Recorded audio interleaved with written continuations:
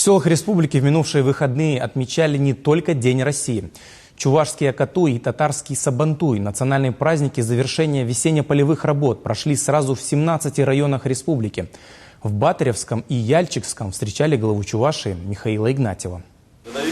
Первое, чем похвастались перед гостями батыревцы – рыбоводческое хозяйство. В районе, далеком от больших естественных водоемов, не побоялись заняться разведением осетровых. Идея пришла в голову руководителю крестьянско-фермерского хозяйства Филиппу Чебакову. Первых обитателей в эти бассейны запустили в январе. Это 5000 мальков-стерляди и 470 осетров. Кроме того, в арендованном пруду выращивают карпа, толстолобика и белого амура. Плюс форель, завезенная из Башкирии. На корм рыбе идут отходы собственного убойного цеха. Прибыль дает и земледелие. Поэтому планы у фермера грандиозные.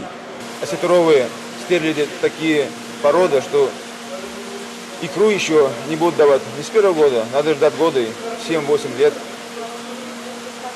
А в дальнейшем нужно создавать рабочие места, делать свое же производство, консервные. Дай бог, живы-здоровы будем даже работать с черной икрой. На районном празднике сельчане могут веселиться с полным правом. Несмотря на холодную весну, все работы проведены в срок и радуют всходы. Батыревский район среди лидеров республики и занимает второе место по темпам роста объемов сельскохозяйственного производства.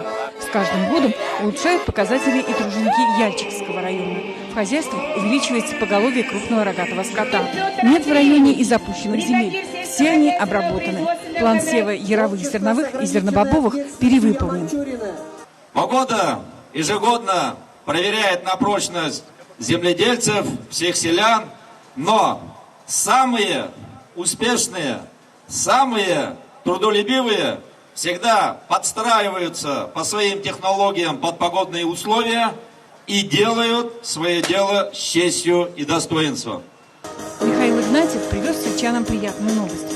Яльчикский район стал первым в Чувашии по созданию благоприятного делового климата, снятию административных барьеров для предпринимателей, а также пополнению доходной части бюджета. Это позволило муниципалитету получить грант главы республики в размере 15 миллионов рублей. Зинаида Большагина, Вести Чувашии.